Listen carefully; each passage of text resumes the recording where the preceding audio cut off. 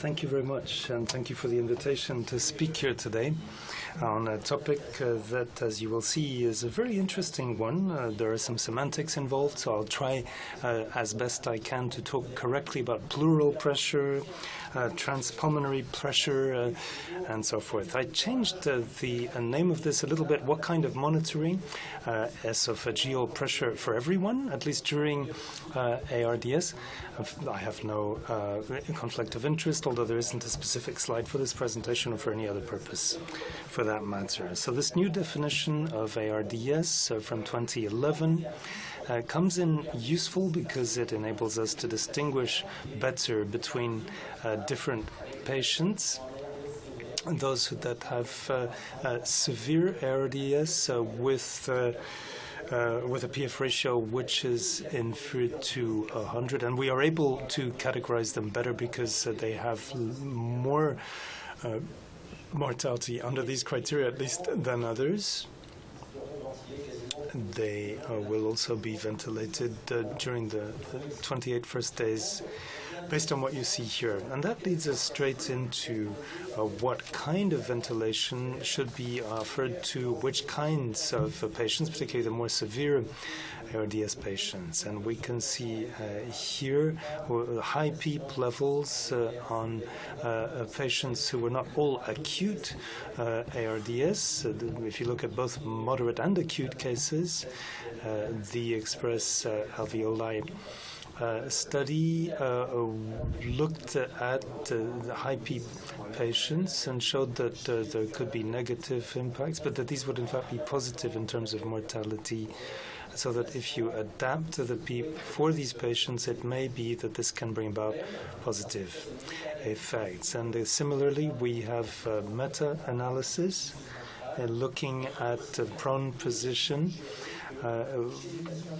Here again, it was suggested that for the most severe patients, and this was borne out by the study we just mentioned, for these patients, then they would benefit from prone position ventilation.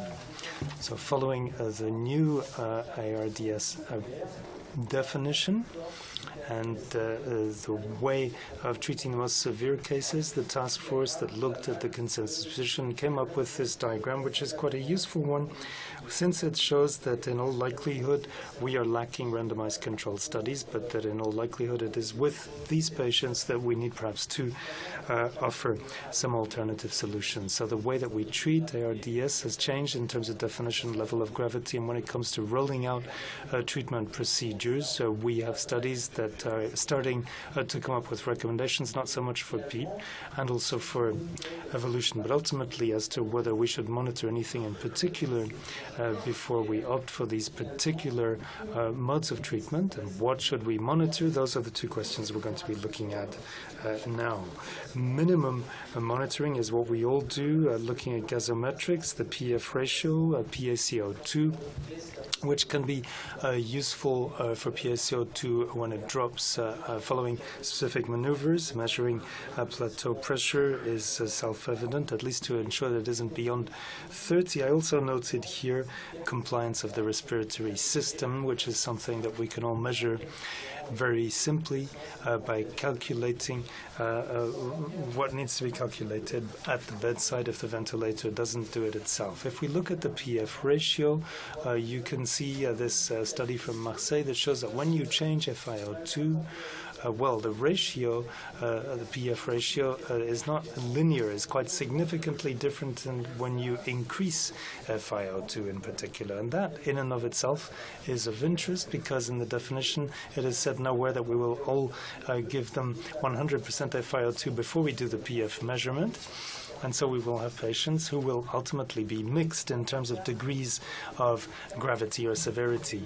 The Express study looked at two levels of PEEP. The plateau pressure is what we wanted to reach. There was a minimal distension group with PEEP 5 to 9, a minimal 5 to 9 to reach adequate saturation in excess of 90. And the second objective of high PEEP was to reach a plateau pressure somewhere between 28 and 32. These objectives objectives were reached. In terms of compliance, there wasn't really anything that could enable us to conclude as to the appropriateness of these steps. That was a negative study, and we talked about it. There are other means of monitoring. Here you have a pressure curve for controlled or assisted controlled ventilation patients, and you can see that ventilation with the usual cycles is occurring, and you have the tidal volume which is insufflated there. And if we return to 0 of PEEP, if I monitor on the ventilator the expired tidal volume, I can see that it is conceivably possible to measure the end expiratory pulmonary volume with nitrous lavage. We saw that it is possible to assess recruitment possibilities, so that there are monitoring possibilities. The reason these Marvel Comics characters are here is because the superheroes of ventilation all came together to come out, or to exhume rather, esophageal pressure measurement. And this is something that a number of specialists came together to write a paper about and bring it back into fashion. Esophageal pressure, or EP, as we will call it, for the rest of this presentation. So how does esophageal pressure, or EP, work? There are some semantic considerations that we need to take into account. Transpulmonary pressure, the PL, or transpulmonary pressure. Whenever you work in this context, you're looking at esophageal pressure, which is plural pressure, whereas the lung pressure that you often will find in Anglo-Saxon studies is equivalent to the transpulmonary pressure. The PTP and its French acronym. So if we talk about elastance rather than compliance, the advantage of that is that the elastance of the respiratory system is equal to the elastance of the wall plus the elastance of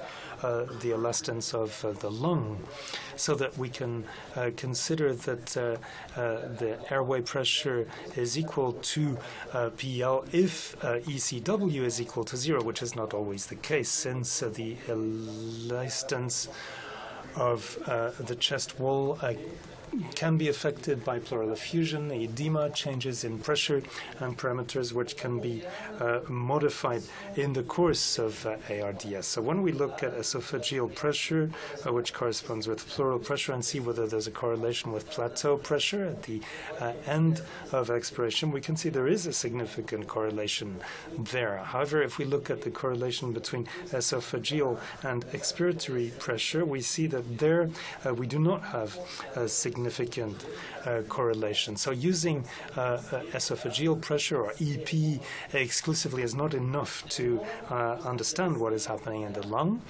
What we need to look at is the transpulmonary pressure, the PL, which is correlated at the end of expiration and at end of inspiration also.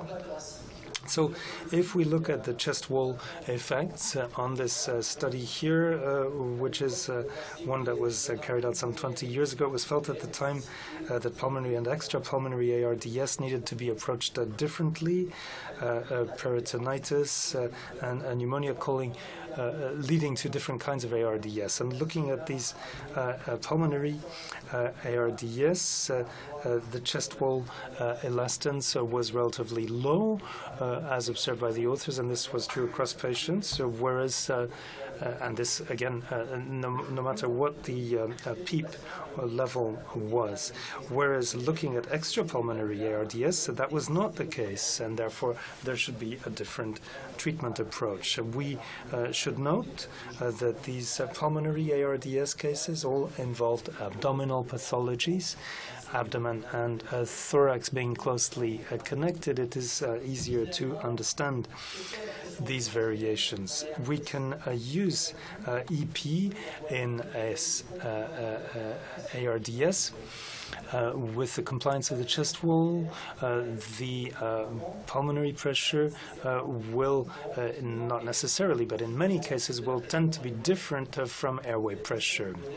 And pulmonary pressure could even be negative at expiration, which seems counterintuitive. But if you ventilate a patient with positive pressure and then maintain this pressure even during the expiration, you can actually achieve negative pressure because the abdomen is pushing so hard against the thorax during expiration that the pressure is reversed. And this, of course, as you can imagine, causes problems of opening and closing of alveoli, which tend to close and thus to lead to alveolar collapse. So this is a plaque that I borrowed from the above-mentioned superheroes, and you can see that with this patient with severe ARDS, transpulmonary pressure can be negative at expiration, as we see here. And that leads us again to the question of whether you can tailor ventilation to such patients. This is something which is of particular interest, because if we model what the alveoli do moving from inspiration to expiration, we can see that the parameters that can be adjusted, tidal volume and PEEP, these two parameters and the way that they interact will define the degree of instability of the alveoli. And if we look at this paper, which looks at ARDS, it's a reinterpretation of the 2006 scanographic cohort of Gattinoni, looking at patients separated by recruitment potential with 15, 30, 45 centimeters groups, and a differentiation depending on how many recruitable areas there were. And we can see that for those patients with high recruitment potential, with high level, with high PEEP, which is, let me see, over here, 15, and low PEEP. The recruitment here is quite marked, so that there can be opening and closing potentially observed in these patients. If we look at what this means in terms of mortality, looking at quartiles of recruitability, breaking things down into slices of 25% arbitrarily, then we see that those which have the most opening and closing of lung tissue are the ones who die the most. It's the last category here.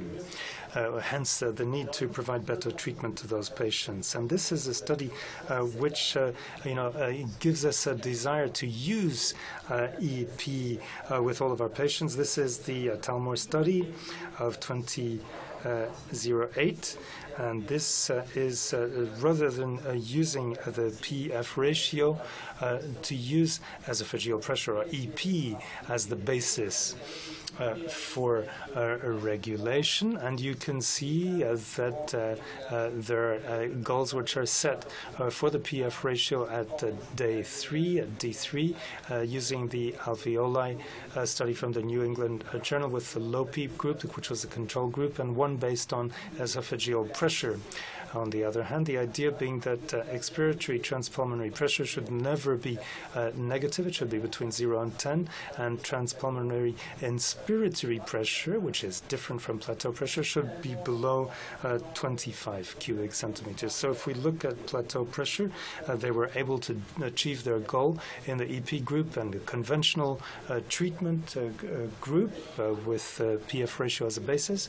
The plateau pressure was inferior to 30, and inspiratory PTP was below 25, which was the goal. If we look at end expiratory transpulmonary pressure at the end of expiration, then we can see that the goal has been reached there. Also, they wanted this to increase and be in excess of 0, and they were between 0 and 10, well, to be sure, 0 and 1, but at least over 0, whereas all of the others almost are experiencing levels which are negative, if anything. And this involves an increase, a marked increase in PEEP. Most of the patients patients had increases of 0 to 5, 6 to 10, or indeed 10 to 15 centimeters water. This study was limited to 61 of 200 patients.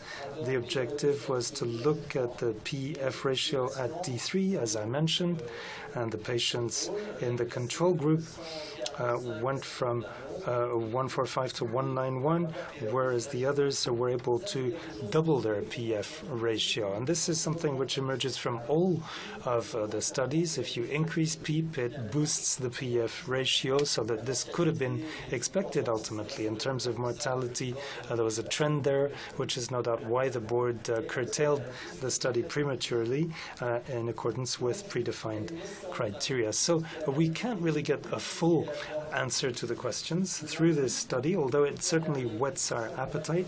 The criteria for ending the study were no doubt not the right ones for this study, and we can see that the tubes were difficult to position, that more sedation had to be used. If we look at recruitment with alveoli, the group with low PEEP had different kinds of patients, recruiters and non-recruiters among them, and this sometimes was deleterious to the quality of the exchanges because the PEEP scale was not necessarily suited to that goal. Let me quickly go through this slide and conclude with a study which is no doubt of substantial interest when it comes to esophageal pressure in ARDS. This is a relatively recent study carried out by an Italian group which is used to working on an EP basis, and it's interesting in several respects. These are severe patients who are sent to the Italian reference system because they have a PF ratio under 70. They should no doubt be helped with ECMO, but they took a different approach and measured EP to try to refine the ECMO indication. And the second interesting aspect is that, EP is difficult to measure. There are parameters that need to be taken into account. So they said, well, rather than to measure pressure levels, let's look at variations in pressure levels so that we can be freed of inaccuracies that have to do with absolute values. And this will enable us to have measures which are universally usable, understandable, and reproducible or reproducible. And so they started from a very basic principle. If I have a plateau pressure of 30 and a wall compliance is normal, it would be roughly 20% of the elastance. Remembering that elastance is 1 over compliance. So with normal elastance, you have about 20% of the total that will be represented by this, of the plateau pressure. But for abdominal characteristics, which are specific, as with obese people, it might be much more than that. So for esophageal pressure, they calculated the elastance of the respiratory system, which is very simple, as we saw earlier. And they were able to measure with esophageal tubes the wall and transpulmonary compliance. They were able to distinguish the parts of the plateau pressure that came from the chest wall from that which came from the actual lung. And from this, they deduced an objective which was the same as for Talmor, namely to say that the plateau pressure transpulmonary really connected with the lung would be 25 centimeters H2O. You will recall that in the Talmor study, presumably with much less severe ARDS, they wanted to be below 25, and they were more in the region of 10 at most. So ventilation was carried out with this objective of plateau pressure for the lung rather than for the respiratory system, and they distinguished between patient groups based on ECMO or no ECMO in light of this plateau pressure. So with the group that did have ECMO, plateau pressure was already high to the tune of 28 or 30. Those had ECMO, and those who did not had plateau pressure, transpulmonary plateau pressure, which was relatively low. If we increase the PEEP to obtain the Pplat L at 25. This was not a randomized study, but they looked at the outcomes, and they can see that these are plateau pressures that were ruled out for the patients, 37, 40, and so on. But this is what indeed happened. And we should note that in the ECMO group, PaCO2 was high. In the non-ECMO group, with the same initial criteria, the same thing applied. But miraculously enough, when these patients did have very high PEEP, their PaCO2 dropped, so that some of their alveoli must have opened up, and there must have been less of a shunt. In terms of mortality, although that was not the primary objective of the study, 5 of the 7 patients died in the ECMO group, 6 of 7 in the non-ECMO group, which is obviously not significant, but we should analyze the results looking perhaps at some other criteria that might be taken into account. We should note that the younger ones had ECMO, whereas the older ones did not overall. And there were many obese people, a fair number in both groups, but more in the first group, with a prone position. So, EP for all ARDS cases? In conclusion, I would say no. This study on ECMO tells us that ultimately for the most severe patients we need to have more criteria and return to monitoring. Just looking at PF ratio and compliance levels is not enough. We need to have more fodder to feed into the picture. If we have ARDS with potentially recruitable lung regions, there again we want to try to combat repeated opening and closing of alveoli for those that do have potentially recruitable lung areas. How do you monitor? Should it be with scanning, with pulmonary volume? I'm not really sure. And I noted that as far as I know, there is no specific study for the ARDS of obese patients. Perhaps we should look at a BMI level. The Berlin definition had somewhat anticipated this, although it was not ultimately part of the definition. For the most severe patients that have the worst level of compliance in terms of volume for the respiratory system, the lowest volumes, this is still 15% of ARDS. It turns up regularly in our services, and a 52% mortality rate, which is the highest. So is EP something that should be used by all intensivists? There is a lot of advocacy for this by some of the tube manufacturers. We know that some teams are able to do such measurement, but then, of course, you have to be able to analyze the results as well. Then there's the positioning of the tubing. You have to do occlusion tests, chest compression of these patients who are often under curare. The position of the patient, there can be, or the pressure rather, can be variable, and then potentially the position of the patient and the pulmonary volume. And so you have to be able to test the positioning of the tube. The position is very important depending on whether you're standing, supine, or prone. You'll have different esophageal pressure. And I'll close with this slide that shows some future potential that we should perhaps take with a grain of salt. But some studies following studies with pigs and with patients with respiratory failure suggest measuring transpulmonary pressure, looking at variations in lung volume induced by PEES in connection then with elastance. And that really is the very last slide. Thank you very much. And